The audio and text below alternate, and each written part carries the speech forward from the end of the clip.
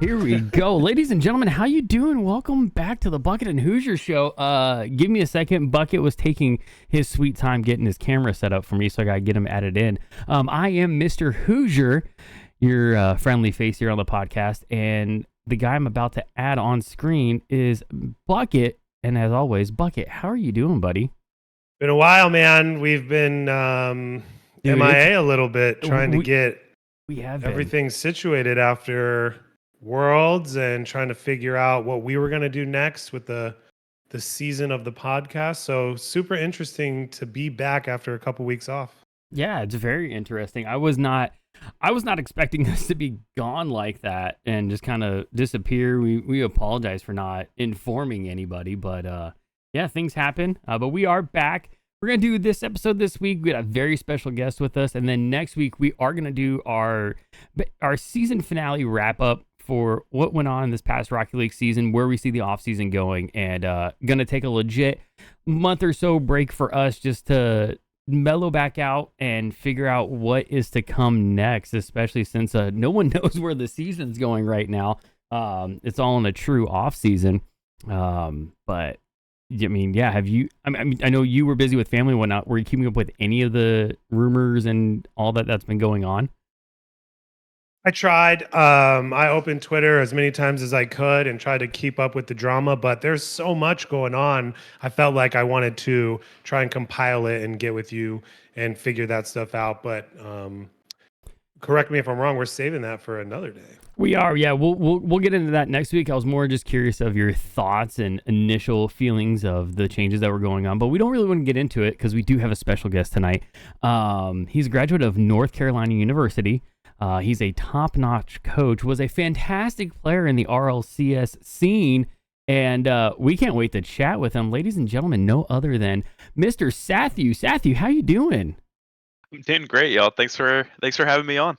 Oh, we're super excited to have you on, of all people. I mean, Greg was our biggest guest to date, but I think you can just kind of notch him out there just a smidge. Yeah, just don't tell him that. Oh man, no, we're super excited to have you on. But as we usually like to start with people that we have on the podcast, can you tell us a little bit about yourself and your Rocket League career and how it got started? Yeah. I started like a lot of players did when Rocket League came to the PlayStation Network for free. I had a little PS4 back then, downloaded it, played it for quite some time. Realized I was getting maybe decent and getting up there on leaderboard, so I was like, you know what, let's get a PC and see what happens. Built my own first PC with the help of a buddy who's done a lot more builds before that, and kind of just took off from there. Played throughout high school, eventually gave up soccer because I was like, I think Rocket League's actually going to take me further than soccer would. Played all the way up until my sophomore year of college. That's when I got my first real big break with Bread and AXB and Sypical. And yeah, just from there, just continued playing. Played through RLRS, played through RLCS a couple times. Played a little bit in the open circuit in season 10. And then decided to hang up the sticks and transition to coaching so I could finish college. That had to be such a tough decision to decide to hang up the sticks and not compete anymore, especially like you said, you grew up playing soccer, obviously very competitively, and just as competitive as Rocket League is, to just walk away from that had to be a big change. It definitely, from looking at it from the love of the game perspective, but I understood that like my skill was definitely on the decline, and also that these new kids are just absolutely filthy at the game. And I think the mind for the game definitely took precedent over the skill at that point for me. So yeah, that's interesting. I didn't realize that you played soccer. Yeah. Have you been able to bring? Was there a lot of similarity between soccer and Rocket League? I mean, obviously, Rocket League is car soccer, but does it sort of feel the same, or is it just completely different since it's only 3v3? I think the idea of it being free flowing makes it pretty unique. I think soccer and hockey share that similarity where there's very little break and play. I guess in hockey, you do have a lot more instances where like they will do a face off, but in soccer it's pretty free flowing until a goal is scored. So that was similar. And then I think a lot of the communications between players actually like translates to what you would say on the soccer field. There's a lot of similar comms, so yeah. That makes sense. Man, I'm just catching up with everything you were saying. Bucket, what do you got so far? Yeah, the transition kind of from player to coach. I was super interested in your story, especially because I went back and watched an announcement. It must have been on Lawler's stream of when you did retire from playing, and you kind of said, you know, I have this new path to go to. I'm thankful for Rocket League, all those things, and then you became a coach. Can you kind of speak to that transition period and what happened in between there and why you decided to Yeah. make that switch? Yeah, so I was just, I was retired with the Sonics. I had spent the past year in Harrisburg. We had a really like high season 9. We completely exceeded all expectations. I think we finished 4th that season, when everyone thought we were going to finish dead last. We had a rough start to season 10, and it was also aligned with COVID. We'd kind of made the mistake as a team of staying in Harrisburg, and that kind of pushed us to having to stay in our apartments because our office closed due to COVID. And that was just kind of a rough time for mental health reasons, and just like kind of being enclosed in a space for a long amount of time was really bad for all of us. So I had left there and retired, and pretty much had a year left of college. So I was like, I might as well go back because I had taken a gap year to really pursue Rocket League and try to make the Harrisburg thing work. So I returned to college, but then I had also gotten reached out to by Chicago from G2, and he just asked if I had interest in being a coach. And this was actually a decent bit before I actually became the coach. It was probably like 5 or 6 months before. But we talked about it, and we essentially, said when the time opens up in the following season, like I'll run a couple trials with them, and if it's a good fit, I'll actually become the coach, and then eventually replace Jazo as well. And so I just finished up. Well, I started school back up, and then I did my trials with G2 at the same time, and finished that school year as well as the trials with G2, and became their coach like middle of the school year, senior year. So yeah. That's Gotcha. Yeah, so a long journey in between, but it sounds like the networking that you did and the friends that you made along the way are kind of what helped to bring you to that. Definitely. Is that one of the biggest takeaways you had from your career is relationships, or what other things did you learn from your playing days? Ooh, there's a lot. So yes, like networking is huge, and having like good relationships with a lot of good people in the scene, and really emphasis on good people. Just surrounding yourself with people are hard workers, and have good intentions with everything they do in the scene. Making sure I made those connections, and I really did learn. While it took a lot of hard work to get to the level I was at in RLCS, like the really really top players I saw, like just the next level of work they put in, and it definitely I took away a lot of the importance of how hard you have to work to really be the best of the best in whatever field you're in. So I got like a grasp of that. All right, so you say like working on it, right? Like just putting in the work. Yeah. What is it that you saw players doing that you didn't see yourself doing? That's a great question. I mean, just for example, I'll speak with Atomic about the game, and when I was a player, I had very general ideas of how I think a team should operate and how I should operate in that system.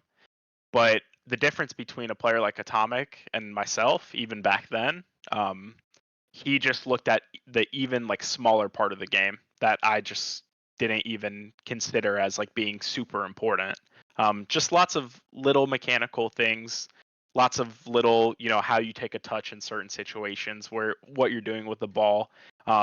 And that's actually a lot of stuff that's translatable from soccer as well. But that was like probably something I never connected 2 and 2 with in Rocket League and soccer. So I think it was just a lot of the little nuances is what the players at the top really take note and take pride in improving on So when they what you're play the game. saying is don't do C-ball hit ball. Yeah, exactly. If you really want to be the best, C-ball hit ball with a little bit of talent and a little bit of focus will get you to a certain place. But It gets you to yeah, C3. That's It where gets I'm you to at. C3. Yeah, Yeah. it gets Yeah, you to yeah. C3, and then someone like Bucket can tow you along to GC every so often. But then when they let you go, it just goes to crap. Don't bring me into this conversation. I'm a chess player by nature. Like I think through things, and that's how Yeah. I see this game, and that's how I Yeah. seen it evolve from those days. Yeah. Not to say that those guys beforehand, the guys who laid the path, weren't on that level, but they didn't need to be. The game Right. was so Exactly. new, the Exactly. mechanics were so new, and is that kind of what you've seen progress? Yes. Like, okay, there's a whole other level to this game, and now we're switching to kind of your coaching mentality, I guess. Pretty much, yeah. It's like I definitely thought through how I was playing the game, but I didn't take like pride in all the very little things, the very little nuances and movements that I think players nowadays have to have like at least like a foundational level of that. And back in my time, like you said, we didn't have to. Or the guys who paved the way did not have to think about a lot of those things.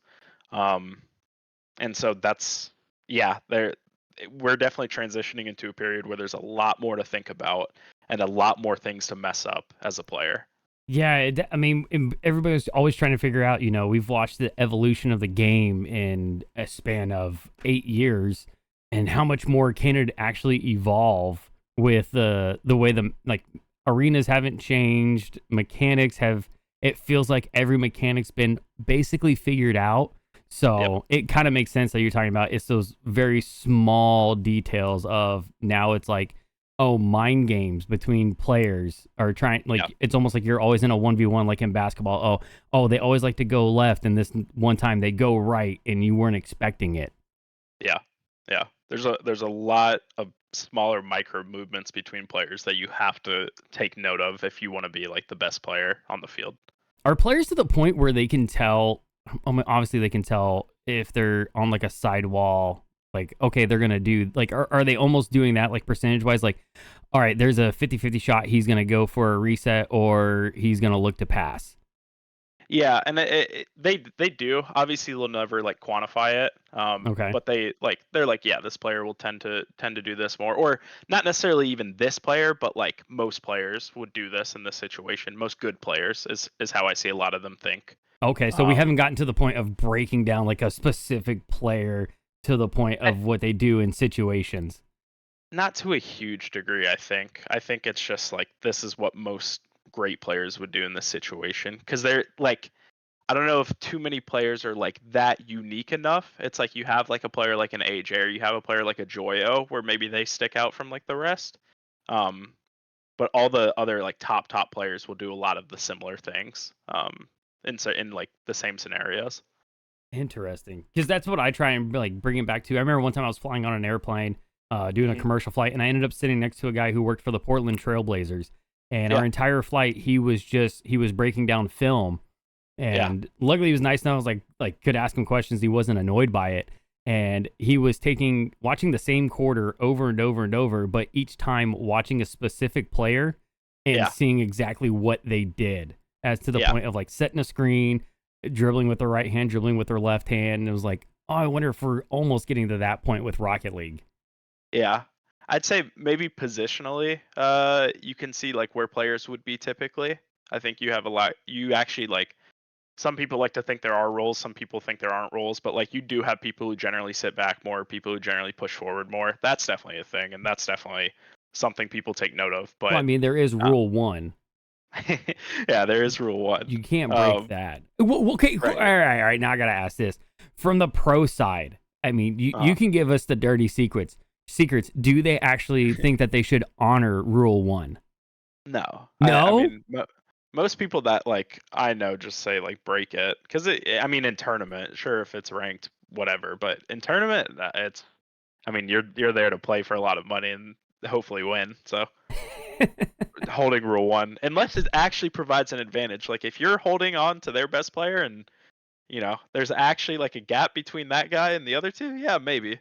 Okay. I've seen that in scrims actually. Strategic rule ones. I like Yeah, that. Exactly. Again, it speaks to the nature of the game currently. It's interesting you made the parallel, Hoosier, between basketball, because I was thinking the same thing, where some guys have a natural tendency to go one way, Hmm. possibly spin yeah. one way, possibly do a specific move or fake things at certain times. You just learn those tendencies.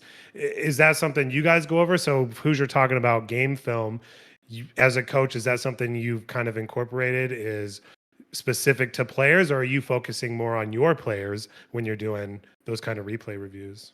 More so on my players. It's trying to just understand what we're going to do in response to what they're doing to like make sure it's like we have a majority of the game rather than them. There's a few players like so actually I do take it back. There's like one or two players as like I mentioned Joyo and AJ might have like unique tendencies to them. Hmm. And that's just with how creative they are on the ball. But actually like there is like the known tendency of Middle Eastern players, especially like TRK, to like every time he basically is attacking you off the sidewall and he's going for a flip reset, he nearly every time never actually uses the flip and comes all the way down with it and just tries to low 50 you into your net. Oh, That is like a known characteristic of him, and like everyone's aware of it. So I guess interesting. that's a case of what Hoosier was talking about before. But yeah, No, that's wild. Like it's very to me, like as a traditional sports fanatic, it's awesome to hear that Rocket League has gotten to that point, because I think that's what hmm even just it's what's going to take it to that next level of competitiveness, yeah, and seeing who is the best of the best, because now it gets to the mental side of things, right? yeah. Can you do the little things right? Or what's the quote I've heard? It's amateurs practice it till they get it right, professionals do it till they can't get it wrong. Yeah. So, and it definitely feels like we're there right now. I Go yeah. ahead. No, you go ahead. I think it's like when a majority of the pros all are on like a similar level to where they can pretty much do every basic mechanic like nearly perfect. That's when we'll really see like the individual like unique identities come out in the game, and we'll see it a lot more in people who gravitate towards doing one thing especially well. So you don't Like think we've we're seen there TRK. yet? Not fully, no. Because Okay. that like I think I would have more examples of players that, you know, basically like latch on to this one mechanic or one action they would do. Um and yeah, it's there was a point where nobody was good at the game, so people like there were people who were exceptionally good at like certain individual things. And then we're at the point where like everybody's pretty good. So it's less so the case where, people are really good at one thing, and then once we get back to a point where everyone's just so good, like really good, and everyone on the field is almost equal in that sense, then I think we'll get back to the point where people are exceptionally good at certain things. Yeah, it kind of goes back to the season of Squishy and the flip reset. The first time we Yep. all saw that, Yep. it was like, oh my god, this is it. This is peak Rocket League. And now we're Mhm. watching like Joyo and everybody like, oh, they're doing it 3 times now, and then passing the ball. That's cool. Yeah. Yeah. Exactly. I'll never get Exactly. there. Yeah, And exactly. faking them too. It Yeah. sounds like that's again it seems to be the theme of tonight, is kind of that mental game. What about other intangibles that you see, other things Yeah. that some of your players may have? That do you kind of go the philosophy, play to your strengths, let's work on your weaknesses? Like, what are some things, without getting too technical into Yeah. like, Yeah. hey, I don't want to give away secrets, but I really like to know like what's the mindset right now?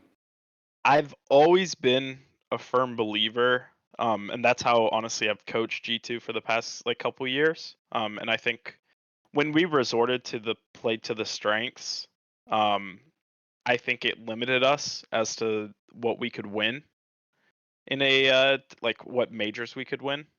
And I think we could win series if we played to our strengths, but I never thought we could win majors with it, like not playing like under the philosophy that everyone should be able to do everything very well, like at a certain level, and that team who can have three players doing all of that, because it's a game, where even though I have players that sit back a little bit more than others, it's still pretty equal throughout a series. You'll see players they'll have to deal with every like similar situation as the other player does on the team. And so I've always been a believer that like I need 3 players who are very strong in every suit, and I want them to think about the game similarly in most situations and be able to basically all 3 be a threat no matter what position they are on the field. Yeah, that makes a lot of sense to Yeah, me. it does. Yeah, you want everybody to be like be able to try and basically be a Swiss Army knife on the field. Right. You need to be able to strike when needed to, but also defend. And it definitely seems like you guys have that on your team. A quick question from chat from Walrus91. In your role, how much are you focused on the guy's mental state, and how often does their mental affect them at this level of play? I'm always like definitely keeping tabs on where everyone's heads are at. It's like a Rocket League at this level, especially when everyone is very good at the game. Like when you get to the end of a tournament and everyone is basically playing the best Rocket League you'll see on the day, it's all mental from that standpoint, because mechanically, like people aren't going to be messing up. There's not going to be very many mistakes. It's just who's going to be more confident at that point and who's basically has less mental baggage at the time of play. So yeah, that's typically I like to keep track of their mental, because it's incredibly important to the game. So we've had a couple mental coaches on the podcast already too. Actually, Okay. Help me, Bucket. Professor Psych. Yeah, Professor Psych. Oh, and yeah, then, and Zach and Karen. Yeah, who Zach and Oh Karen. yeah, from Liquid. Mhm, Yep. Yeah. Has G2 thought about bringing someone like that on? We have people internally. I don't know okay. if we'll have someone specific to Rocket League yet. We're still working on, kind of filling out like a staff for the Rocket League team. Because again, right now it's really just like It's a like free for all. specific to Rocket League every day. Yeah, and it's just like it's just me right now. So in the future maybe we'll get a Rocket League specific one, but we do have internal resources for mental health and any psychological needs. That's good. I was going to say too, because I brought this up to Hoosier. I did a little bit of homework. I mean, obviously we know who you are and all the things you've been through, but I went and read back on some of the things, and that was one of the topics I wanted to bring up, because you mentioned that in your retirement write-up was like the grind and those prominent years of your life, and how you kind of feel like, I don't know if you felt like you skipped a little bit of it or you kind of ignored it. So do you kind of address that when you have players that age or when you're dealing with these guys? Yeah, I always advocate for them to take care of themselves in terms of like eating right, working out, getting good sleep, like all the standard things that you would do to live a healthy life, but also to spend time with like family and friends. I always, even as a player, I remember like, especially before some of like my biggest tournaments, I would just go out the night before and obviously not do anything crazy, but I would just go see friends and be in like the presence of friends. And it would just ease my mind so much before a tournament day. It was actually probably the greatest remedy of any sort of nerves or anything.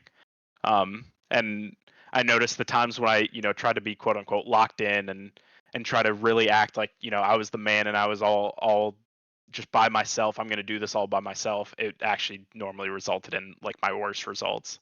A little too hyper focused. Yeah, exactly.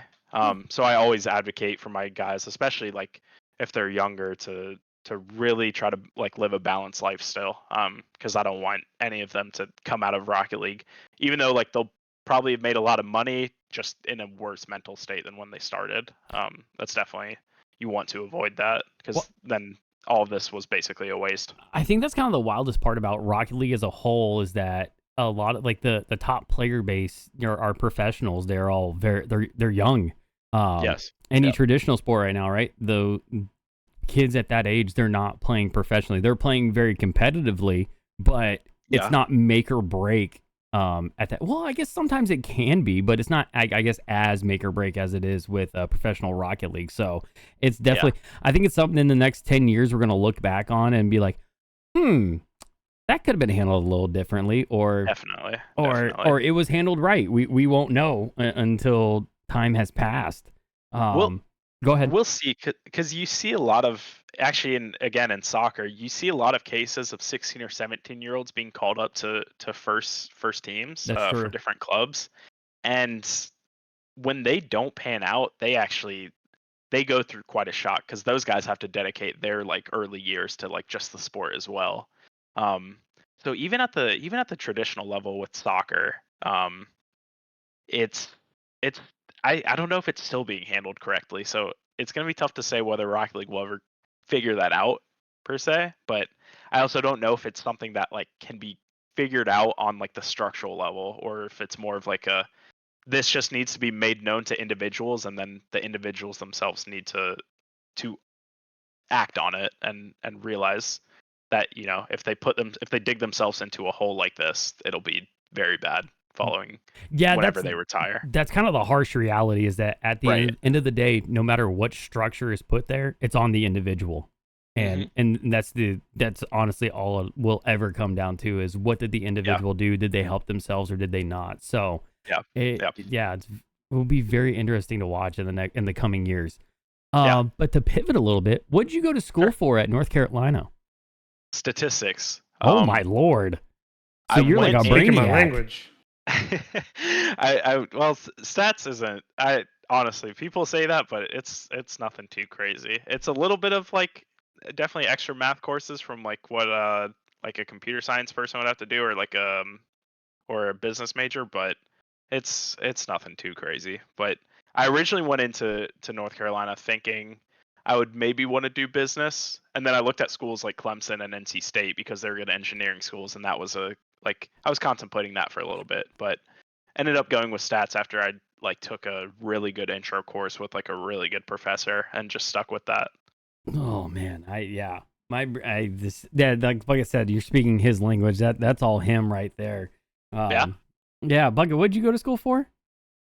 Oh, I went to school in economics, and then I Yeah. came out and did finance, and now I'm a software engineer. So I just did all Okay. the things with Yeah. math and statistics, and Yeah. seeing numbers was my favorite thing, or still is. Econ and stat at UNC actually had a lot of overlap as well. Like I Hmm. definitely in my classes there are a lot of econ majors or minors. So we usually I met a lot of the econ majors there. So yeah, no, definitely.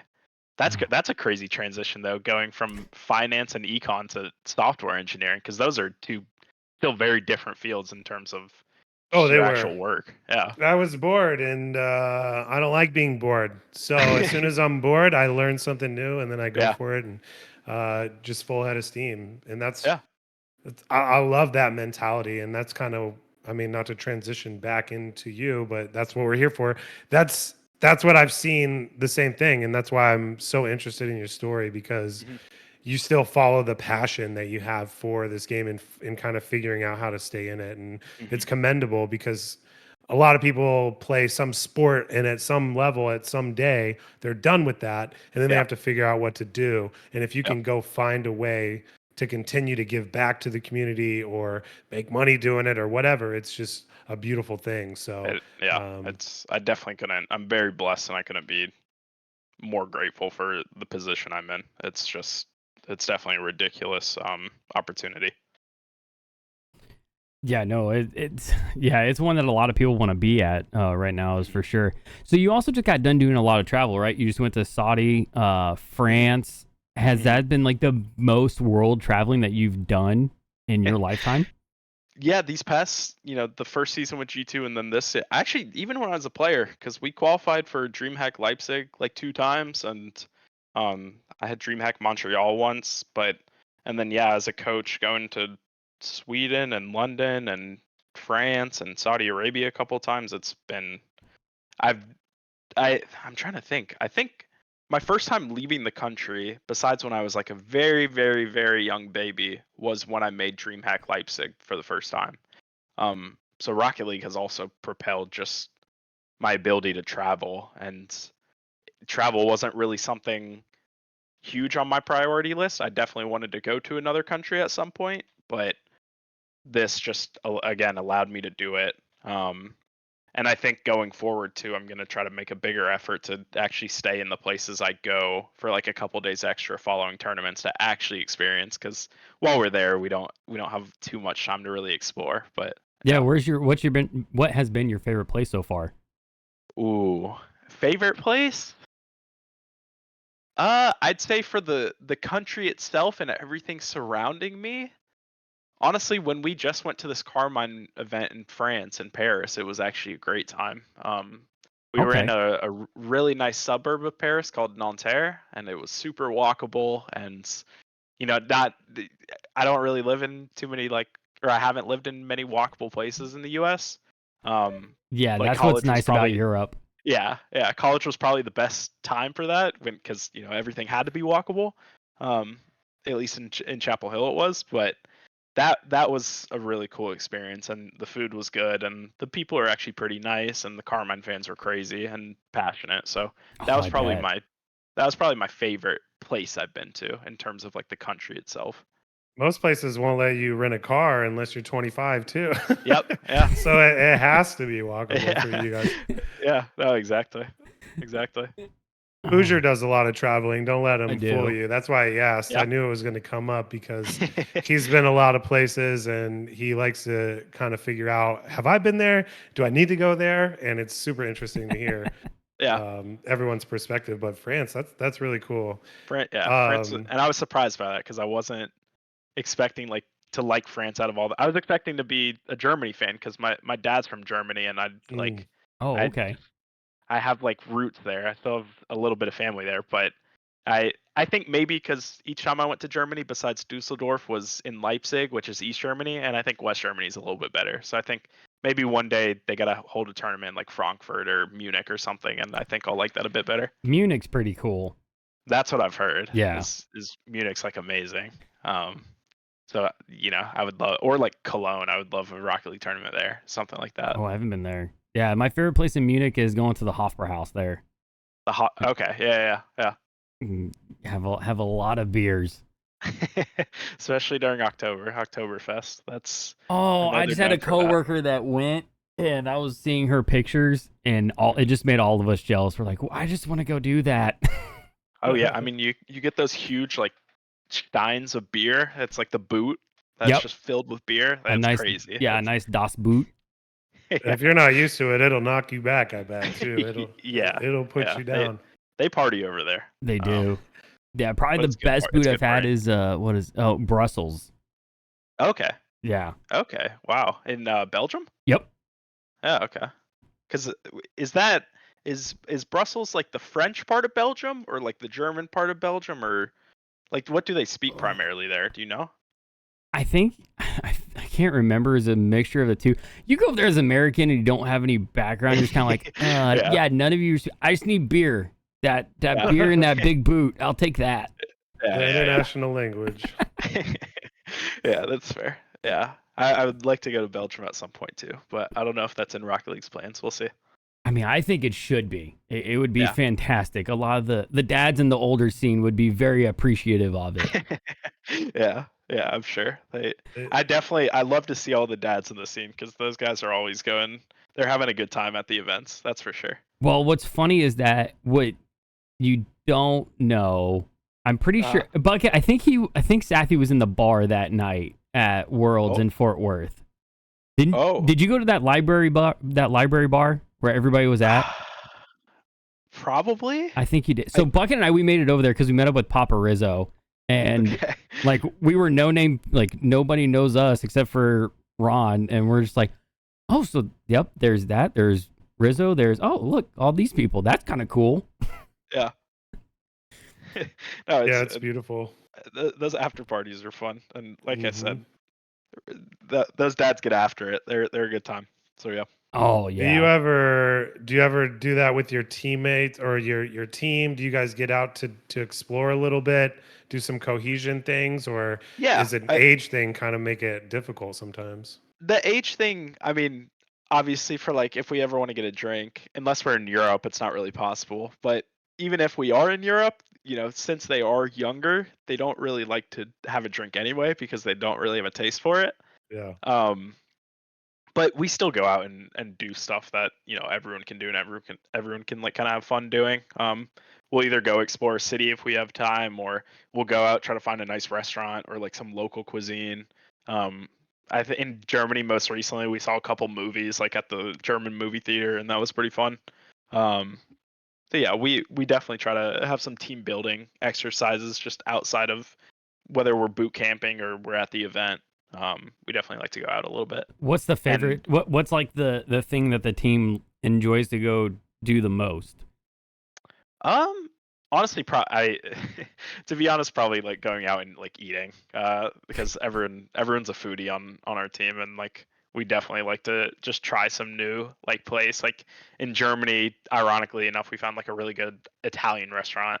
But it was like the best Italian we've all ever had, and I think we went back like once or twice more during that same event. So You can't go yeah, wrong with that. that's what I'm saying. And everyone can do it. Everyone can have some good food. So yeah.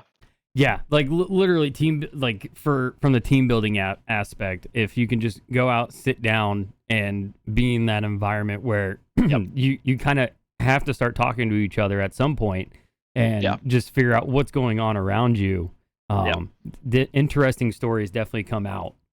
And it's definitely funny to see how much more talkative everyone gets once they have like good food in them, and that's like something I noticed. Even when we had like a bad scrim and everyone was quiet, it's once we went out and ate, everyone was happy by the end of the meal. Could you imagine if all the pros were over 21 and you just go out drinking after a bad scrim or something? I'd probably be bad in the end, just overall, but it'd be fun at the time for sure. It'd make You don't have really to worry good about Twitter mental fodder. state or anything, huh? You just let's get after it, boys. Let's have it out right now. After like every series, like when we won the LA major last year, JNaps and I, like after every like day, we would always go down to like the hotel bar and just get a drink and just talk over the day. He seems like one of the coolest dudes in the scene. Yeah, he's the GOAT. That dude is an unbelievable player and an unbelievable teammate. Yeah, he just seems like such a chill person. He is. He was like one of the first, because I came up on PS4 around the same time he was, but he got a lot better a lot quicker than I did. But he never acted like that. He acted like we were still on the same level from day one. And he's just always been just my dude for actually like 5 or 6 years now, and just one of the nicest guys. And that's actually something people always tell me, like when they meet JNaps for the first time, they're like, wait, he like was so nice to me and like just already seemed like such a good friend. And I'm like, that's just how he is. Like I feel like him and Garrett, like if you wanted to describe how would you want a Rocket League player to be, like the center of a team and a leader? It's like, I'd model after JNaps and Garrett. Like they just seem to have that personality that's hard to teach into a person. It is, because no matter who you bring onto a team, he like somehow, and both of those guys somehow just gel to those people. And it does not matter what your personality is like, he will find a way to kind of merge with you and be friendly with you. And yeah. That just must be the Canadian in him. I think it is. We always like joke about him being Canadian, and just all his habits that we think surround being Canadian. So yeah. It's funny that you equated food and drink to being able to, get to know each other a little bit more and calm down, because I think that's just something that is missing in a lot of places, is being able to sit down and enjoy something together. And if you can do that as a team or as a unit, it's just that much more experience that you're going to gain getting to know each other and all that. Agreed. So I'm glad you're even able to extract that out of your experiences. That's really cool. I hate stuff like Uber Eats and stuff that just brings you the food and everyone can eat on their own. I absolutely hate it. So yeah, isolating. It's isolating. So I kind of on the topic of isolating, do you so because everybody's like, the players are much younger, like they're in school, you sign them to a team, but it's not like traditional sports where I sign you to a team and I bring you to my team. Do you think there's something very much to gain through the regular season of being able to have a team that's always playing in the room together, because it felt like Yeah. when V1 had their really big run where all of them were in Minneapolis and they were playing in the same room, like that team just seemed unstoppable then. I think there's a huge amount to gain. I think every time we even boot camp before a tournament just for a week or two, there's just a different energy in the team. It's kind of like revitalizing. You can see everyone's just how hungry they actually are to get better and to play well just in person. A lot of conversations that are tougher to have online are much easier in person. Because you can see everyone face to face, and Discord can just be awkward sometimes. Well, you don't know who's just muting and talking, like going against what you're saying without actually saying it. Unless you have a webcam on, you truly can't see what they're doing or what they're thinking or where their eyes are focused on or anything like that. You can't read any of the body language that is important to, having a conversation with someone. So I think there's so much to gain with, having everyone together. It worked for even Sonics, and when I was on Sonics, we were projected to be horrible, but being together actually played such a huge part in us doing well. It really did. Do you think with whatever the rumored changes are coming in the next season, there could be a push to trying to do more of that?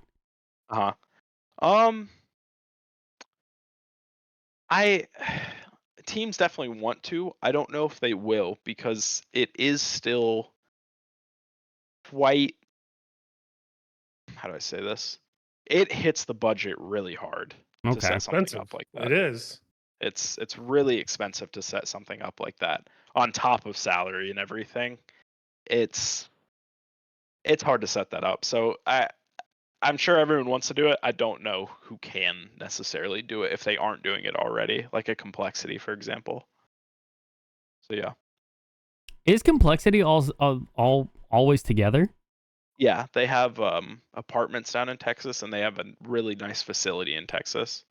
Oh, I mean, it is Jerry Jones, so yeah, they like Sonics as well made the brilliant idea to separate the apartments from the facility, because some people, like when Fury is together, they all play from apartments. I think having that separate work life with the game and then outside of the game is amazing, and I think Complexity does that right. They have a brilliant like state of the art facility in Texas, and then when the boys are done, they go back to their apartments and they're separated from the game. Well, yeah, because if you're if you're living where you're playing, then you never really get a chance to turn off and disconnect from it. Like it's always just lingering right there. Like, I could just play right now, and then you're never actually like just decompressing. I was talking about it with Reddles recently. Just the fact that in Rocket League, a lot of these pro players never really stop thinking about the game, and it's actually like really unhealthy, as you could imagine. Yeah, because he would go and stream from Optic and then go home. Yep. And obviously, since they got dropped, he isn't able to still do that. Right. And I think he definitely like feels that. And yeah, it's frustrating to like never really get time off the game. Like when I was playing, I always was thinking about it. Even when I went on vacation, I was figuring out how can I somehow find a setup wherever I'm vacationing so I can play and not get rusty for when I come back and play. It's that was definitely kind of annoying, but it felt like a necessity, even though maybe it didn't have to be, or it definitely didn't have to be. Yeah, it's not like see traditional that a lot. sports. Yeah. Too with work-life balance right now, just in general after the whole lockdown and people working from home, it hits so hard. I was already kind of doing it myself in the software development world, but you see a lot of people not being able to draw the line. It came very gray. They didn't know when they were working, when they were at home. They didn't know when to spend time with their families. And I can see that being the case with something that hits your dopamine so hard, It does. even more. And it really can become an addiction, honestly. Oh, you're exactly right with that. And that's why, like, working from home, if it's best if you can to have your own separate office that isn't in your bedroom, or even living room, ideally. But that's obviously like that's a big order to have. Like you have to obviously have the space for that. Oh shoot! For COVID, I had to get a separate desk just so I could have a work desk and then a gaming desk, because I would always find myself like, oh, I'm on Rocket League. Don't mind me. I do that same thing. I do that same thing as well. It's definitely, yeah, and that's why I like if I have the opportunity to have like a separate desk or a separate office space, or if there's like ever the hybrid option where you can go into office when you want or whatever, and just some days you're gonna need that. So yeah. Yeah, you got to do That's it sometimes. ideal. I gotta backtrack a little bit. You Uh-oh. mentioned Optic. Our boy Raw Greg was on here a couple times. I know you Yeah. guys know each other. Talk about him. Or you guys have a cool relationship? What's that look like? Yeah, I mean, Greg's like one of my best friends in the scene. I've known him for a couple years when he was still playing. I mean, when I was on Sonics, before we were called Sonics, when we were Afterthought, we played Greg's team in the match to qualify for RLRS. So I've known him for a while. Yeesh. I knew his teammates like Savvy Seal and Bork for a while. Those are my boys too. Those are guys like Savvy Seal, someone I literally started playing the game with like on PS4. Like we go all the way back there. So yeah, no, Greg and I go way back, and we've been friends for years now, and that's just like one of my best friends in the scene. And he's a great guy and a great coach, and has Who a great mind retired for the first? game. Wait, let me think about this. I think I did actually. Oh, well, that didn't help what I was going to say. I was going to say, so you're better than Greg, but then you retired first, so. I think I retired first because I think I remember like subbing into a tournament to play with him while he was still an active player. I think. I'll have to ask him. I actually don't even know. But I think I retired first. Okay. Yeah, yeah, I know. Like once you get up to that, the 1% of the 1%, right? Everybody's gonna know each other or have a reference of a person. So definitely paths cross very easily up there. Right. Yeah. You mentioned RLRS. Do you think there's an advantage to bringing that back? I'm biased towards the league play system. Okay. I think it needed tweaking. Like I think it needed to be at least double round robin. But I just love the idea of, weekend Rocket League. You had this matchup, set up for weeks in advance. Everyone knew when this big match was going to happen. Yes. It's very similar to traditional sports. It's, it's nothing new, but I enjoyed it. When I was a player coming up, I will tell you, qualifying for RLRS and being in the league, or qualifying for RLCS and being in the league, despite it being exclusive, it was probably like one of the greatest feelings to make either of those leagues.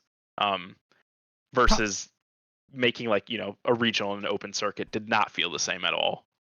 That's interesting. Really, but yeah, because I can see that because it is exclusive, right? Like I made it. It's NFL, NBA. I made it to the league. Whether you had a long running in it, but you made it to the league. Right, and I'm there for like a certain amount of time. Like I'm there for a season. Right. Versus, you can make a regional. You're not going to be in the next one necessarily. Right. And it just feels like a one-off event too.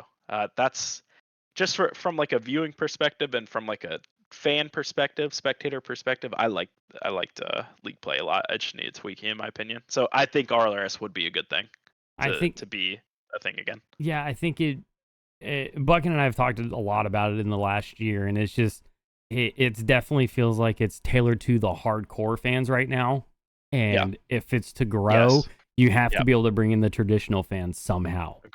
Agreed. I think RLRS was nice because it did, and I think it also needed a little bit more uplifting on the actual Twitch stream and needed more focus around it. But it did put a spotlight on a lot of names that I think now can just be lost and not qualifying for regionals, or making a regional but then not making the next one, and then they're kind of written off as not being that good.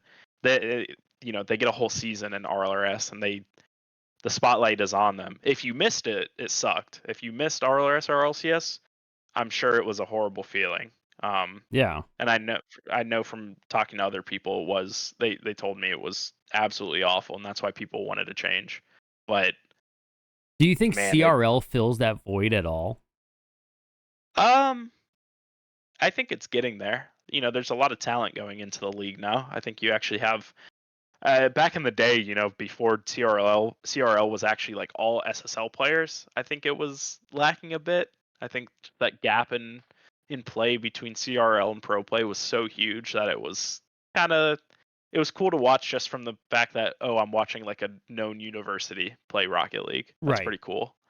But from a play perspective, it was pretty bad. But now it's good. I think CRL fills the void a little bit because, like you said, it's a league format. You know, they qualify for the league for like the semester, and it's cool. That's cool to watch for sure. It definitely Speaking brings my something. language. Yeah. That's the other. So story time a little bit, but Sure. creating rivalries, doing these things where you can get that casual fan is so big. But my family will watch it in the living room. I'll have it on early mornings, whatever time it's on, and they'll kind of migrate to it. My wife and kids, they understand what's happening because it's so simple to pick up, and I feel like it's missing that. There's such a good product here, but they just haven't figured out how to package it correctly. I even said to Laura, I'm like, hey, we're gonna have someone on that you've probably seen on TV before. She was like, Zen? Vatira? Like she started going off. She doesn't watch this stuff on a regular basis, but she knows from just me having it on. It was super exciting for her to like kind of try to play the guessing game. You never came up, but she also never seen you on the screen before, right? Like completely understand. Your name wasn't just there when she was watching it. But that's what I feel like could kind of move it to the next level, making it, packaging it correctly. Do you have any suggestions for that? I'm sure you've asked this a lot if you've ever gone on another podcast, but what we know now. I think what they were doing on CRL with, you know, they had player interviews before and after. They really were trying to create storylines. It was easy because they had actual schools behind them. So it was like, you know, you had Akron versus Arizona or LSU versus whoever. And like that was already kind of a buffer because to be fair, even though these esports orgs are big, I think in the US, just schools and these schools that have like legacies that are, you know, so many years old are just easier to relate to and gravitate to because people know what this is. People like the casual viewer doesn't know what an esports org is, or they're like, what is this at all? Like, is this a real thing? Is this not like some kind of joke? Because I think sometimes that still is kind of a thought in a lot of, you know, new viewers' minds. But 100%, I run into that all the time. Like I'll pull something up and someone's like, what are you watching? I'm like, oh, this is professional. Like it's a quote unquote league. And they're like, are you serious? Like, this is really, oh, and like they've watched me for like the last 2 years and they're like, that's still a thing. It hasn't gone away. It's like, no, it hasn't. It's here. Your kids are going to probably have somewhat of an interest in it. Yeah. I think Rocket League does well at LANs at putting a spotlight on players, but they, I think, could do it a bit more during the season. But it's hard to do because obviously, you know, it's not like the NFL where you have a bunch of teams that have players all locally and can do content for them. Or like the league can't send people out. Like Psyonix won't send, you know, crews out necessarily to do content pieces. They did a long time ago with like the Kronovi video, the Pashy video, the Dapper video, but they haven't done that in a long time. And I mean, those were good for bringing in fans or getting, you know, spectators to know who they were actually watching. But CRL does a good job of it. I think RLCS a little bit less so throughout the season. I actually had a question for you on that. Last summer, you guys had these awesome commercials for the LAN of you shaking up Red Bulls and whatnot. Where did those go? I mean, that's our content team sometimes comes up with bangers. They're a great content team. But again, it's like us not being in local places as much, I think, is what really hurts it. Because we did a video for Saudi Arabia for Gamers 8 coming up, and that was only because we were all there for boot camp. And so yeah, I think it's really just a location thing, just us not being close all the time. Because when I was with Sonics, we did content pieces all the time. We had these hilarious videos, and people just loved us just for the videos. They didn't care about how we played. They just loved the videos we were making. And that's something to it, right? Because that made a persona like, oh yeah, I've seen this dude's stuff. Oh, like, oh, they didn't win. That's fine. I still think he's funny or he's cool. Exactly. So yeah, it'd be, exactly. Yeah, I wonder how they bridge how that gap gets bridged on bringing people and keeping them in the same area. But like you said, if it's a money thing right now, I personally think that's something that's Rocket League as a whole is going to run into. My prediction is that FaZe is not even going to be existent anymore because of their fiasco with the stock market.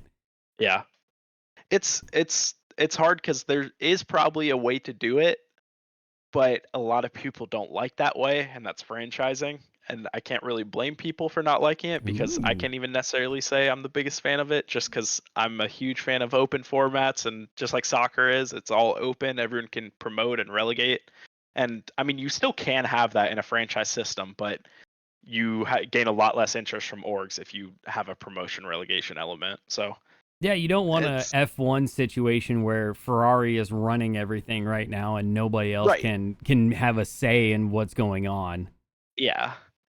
So there is an answer to bridging that content gap, but a lot of people do not like that answer, and I don't blame them. So you're saying, like, okay, so in your opinion, most franchises out or most esports organizations out there would not have a really good vested interest in doing franchising for Rocket League.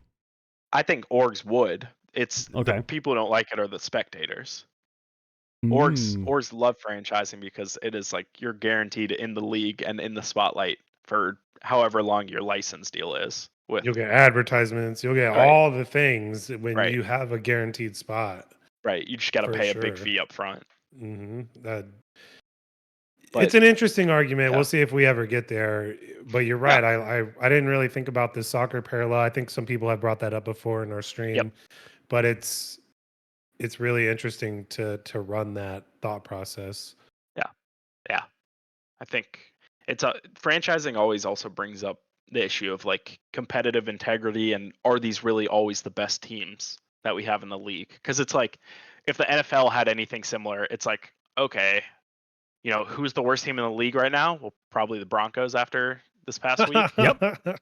And That was sad. it's like, is there, if we actually had this yeah, it was sad. If we actually had this proper farm system, is there an XFL team that could replace them? I mean, maybe. Probably not, but maybe. And if there was, in any other format, they would be allowed to replace them. They'd relegate them if they were good enough. But in franchising, the Broncos will just remain in the league, even if they're the worst team to ever exist. Yeah, and especially like Rocket League, right? You're not going to put in a draft system for players coming out of college or whoever's declaring themselves for RLCS as someone having first dibs at them, because then players aren't gonna. Then it turns into like with the NCAA right now, right? A lot of quarterbacks coming up, they're like, "Oh, I don't want to play for that team. I'll stick around in college for another year and see what team comes around next." Yeah, and I think you're right. It's like Rocket League can never really have a draft system, and the Overwatch League, I think they're franchised, but they avoided doing any sort of draft system. But then they had teams that just existed in the league, but never really invested in their teams. The orgs were just happy to be in the league, right? And they just had teams that were losing everything every year, and it's like, well, this is just stupid at this point. Yeah, didn't that league like just fall apart completely? Basically, yeah. Yeah. I think there's like a rumor that the tournament organizer or the who runs the league, Blizzard, basically offered all the teams, if they unanimously agreed $6 million to exit it and just end the entire project, basically. Oh my god. So that's wild. Yeah. So it's maybe that's why like the bigger whole doesn't take the big risks, because there's such a path already of people who have failed trying new things or trying to bring things on, and they just say, this is working for now, let's just keep going along this road. But they don't have that 100-yard view yet. What does it look like to win this, rather than just keep getting first downs? We're doing okay. Yeah, exactly. And franchising is not inherently bad. It's just in a lot of esports, it's been handled pretty poorly. But there's successful examples like the NFL. I'd say the NFL is really successful for the most part. And I think a little bit. Just a little bit. People enjoy it, and usually you don't have like a team like, the Browns were horrible for a couple years, but now they're actually like a good team. So like Mhm. you don't have teams that are terrible for like too long, like insanely terrible, and that's what you had in the Overwatch League, and that was something that was avoidable, but they needed to think about that more before franchising and how to enact rules to prevent that. Yeah, it's like and like you said, it comes down to we kind of spin it back to it's the whole money thing, right? How do you even make it profitable? Because Yeah. your traditional sports, right? You're selling tickets. There's Yep. events to go to every week, and this is it. It's all online. Yep. And yeah, that's yeah. I Connecting with fans is a lot harder. Plus, the disposable income of a lot of Yep. the fans is super low. Yep. oh yeah. I mean, that's just one of the factors you have to deal with in this world is trying to get people to pay for products or what things can get sponsored. I mean, look at the jersey I'm looking at on you right now. It's got BMW on there. Yeah. Are these 17-year-old kids that are watching this buying BMWs? Maybe, but it's cool to see them and then in the game and all that. But there are good Yeah. sponsors too. Well, not that's bad sponsor, but there are sponsors that Fit relate the demographic a bit more more. to the demographic. Yeah, Yeah. but Yeah. trying to get your name out there when you're a big brand like that is just we'll do anything, right? Yeah. No, yeah. And that's why what Carmine's doing right now actually looks very special, because the fact that they had a turnout like that at the event, it was like 29,000 people, nearly all of them wearing Carmine jerseys, and then they announced that they're building their own stadium with a subscription service for people to go and do watch parties there, basically, whenever there's a Carmine team playing. I think they're onto something special, but that's like a whole different, discussion, because you need to have like the culture, like of people in that local area, also be on the same page with their visions. And in France right now, for some reason, it is. So Yeah, I've needed to go back and just try and do research and figure out where did Carmine start and how have they kept it going. But like, is it's really from what you're saying, it's a local thing? I think so. Like there's because I think if an org tried the same thing in the US right now, it would not work. Oh hell So no. so it's like, why do the French respond to it in a much more positive way than Americans would? More importantly, why are the Uh-huh. French so good at Rocket League? I think they go hand in hand, is what I was Yeah, going to I say. think there's a lot of They're so passion. good because they care, and they care Yeah. because they're so good. Those there's like a recurring theme among American players. I think when we see certain French players say certain things or act certain ways, or heck, even like, Itachi and Exotic and Vatira. Well, Vatira staying on Carmine, but the other two are announced at the event to be off the team essentially. And like they started crying. And I like, I think upcoming American Rocket League pros would be like, that's extremely corny, or like, this guy really is taking that seriously. But like, they are taking it that like there's a reason they're good. They really treat this like it's do or die What? with everything they do. Yeah, with you saying that, it almost feels like from the American side, they're looking at I have an exit already, whereas the French players are like, this is me, this is it. Yeah, I'm gonna do this, and if they don't, then yeah, it's devastating. yeah. There's a lot more, just I think, care and passion, and like within the French community and the players they have. That's that's awesome to hear. I mean, it's scary because any French team that gets put together, it's all like, all right, that's it. They're gonna whoop everybody. That Yeah. seems to be the going rate right now. Yeah, yeah. Do Yeah. you think there's any advantage to splitting NA into two different regions?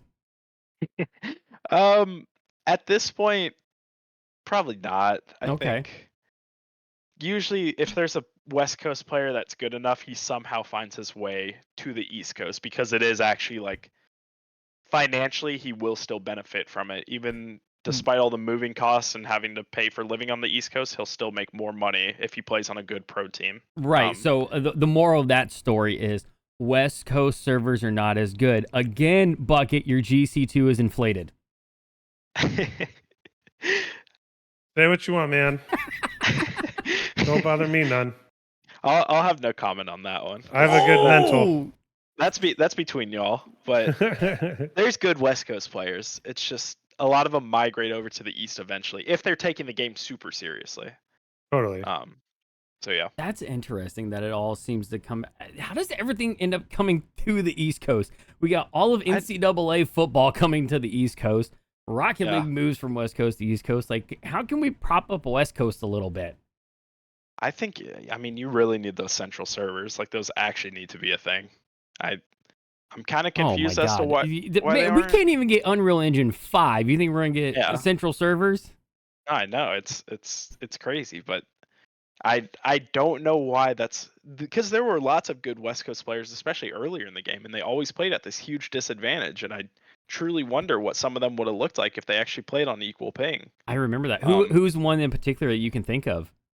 Drees. Drees was playing. We won a regional with him, but he was playing all his regionals on like 70, 80 ping. Wait, I never realized that.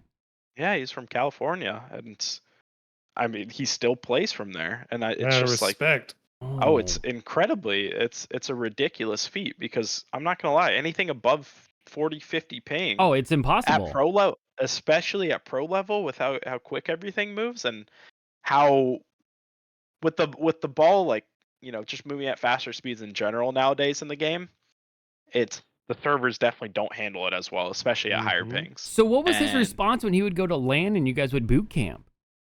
I mean, he would just be so happy to be playing on like everything that looked laggy before was now crystal clear, and he would just love it. And he usually, I mean, balled out at boot camps and everything. He usually played really well. Dang, I never realized that he was a West Coast player. Yeah, that would be rough trying to play pro at 80 ping. It's just it's really hard. I don't know how those guys do it. Every time we boot camped in LA and would queue E servers, we'd be like, this is near unplayable. So at the pro level, it's crazy. It almost makes you wonder if there's a way they can take in everybody's internet connection and they can route it to where it's equal across. They do that in Call of Duty. They do that in Call of Duty. There's a thing where they can artificially, so they look at whoever's highest in the server, and then they can artificially add ping to everyone else till they're like equal. That's a COD pro told me about that recently. I thought that was the coolest thing, and should be a thing in Rocket League. Yeah, I've heard of that too. There's a word for it. Really? I can't remember what it is, but I just sent Hoosier over this map of the U.S. with all the NCAA Division I teams. If you've ever seen this thing, but that it shows you exactly what we're talking about. There's like maybe 20 from Kansas all the way to California, and then there's like 350 to the east of that. There's just the population density is so much greater on the East Coast that you're just bound to have that kind of break in the two. Right. Yeah. That makes sense. That is definitely why a lot of things gravitate towards the East Coast. Just the sheer amount of people over here is in such small spaces is crazy. Yeah. Oh, I had never seen this map before. Yeah, that is nuts to look at. And like the majority of where there is a lot of schools on the West Coast, it's all in California, where again there's a big population density. Yep. Which means I'm gonna move to Idaho or Montana, Wyoming. There's nobody there. North Dakota, no one wants to go there. It's pretty wild to look at that map. I mean, it really is.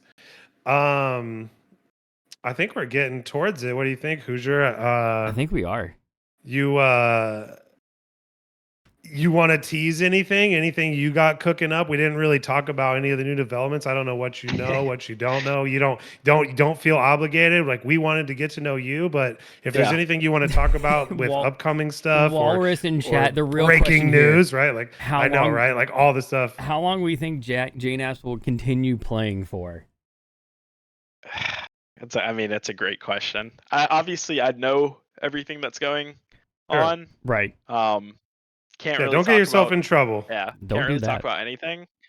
Some things that shift posts are true. Some things aren't necessarily exactly on point. But well, we've seen that in the past. We have seen that in the past. I think we've seen it with our team even. I think with the whole Chicago Drees Atomic thing, sometimes there were posts about that stuff that weren't necessarily on point exactly. But yeah, there's a lot of exciting stuff happening in NA. There's a lot of exciting stuff happening in the EU. It'll be a fun season, I think. Yeah, it seems like it's just all over the place right now with the extended off, the first like true off season, right? Like by this time, last year's rosters would have been finalized, and we would be getting ready to go right back into it. Yeah, October. Yeah. I mean, it's crazy to think about that. It's right here. Yeah, it's definitely just a whole different off season to navigate now with this big gap. Because you're right, yeah, we'd be playing by now. But I remember last year, like getting back from Worlds, we took a 2-week break and then we were scrimming again. That was horrible. God. That's this had to be the teams were prepping. Like the roughest 2 years of Rocket League.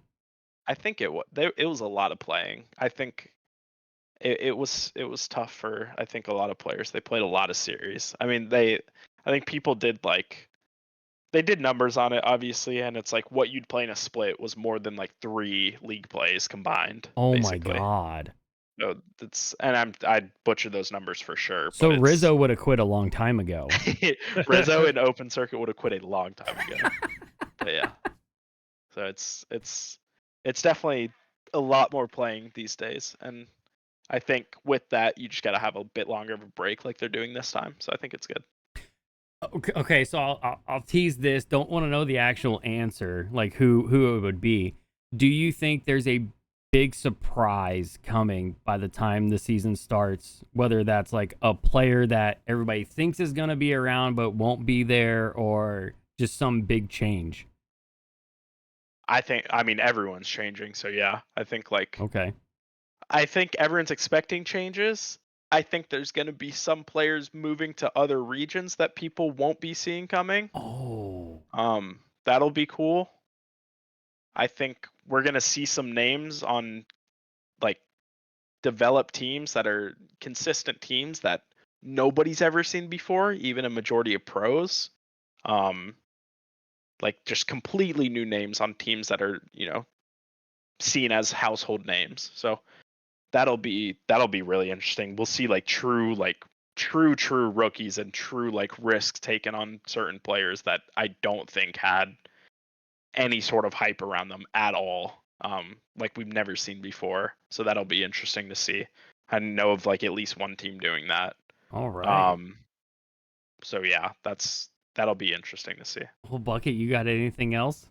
No, that's great. Way to dance around that question. But we had to ask it, right? Like, I certainly didn't want to pressure you, but I think we got a really good understanding of you, and Raw Greg said all good things about you, and he's been a really great guest on the show. We love having him, and you have been amazing. Like, just thanks for coming on and talking with us. And if you ever want to get anything off your chest, you're more than welcome back. We're always looking for really cool people to keep hanging out with, and for sure. Hopefully we met some expectations for you too, based off of what Greg said. So that was a great conversation. You guys had some great questions that I've genuinely have never been asked before on any podcast. So it was a great time. We got years on us. We did our job. No, you guys definitely did. All right. Well, thank you, Satthew. If you're tuning in on Apple, Spotify, or any of the other major platforms for podcasts, please be sure to like, follow, and share it with people that you know and get the word out. But we will be back next week, and we'll catch you guys next time. Have a good night.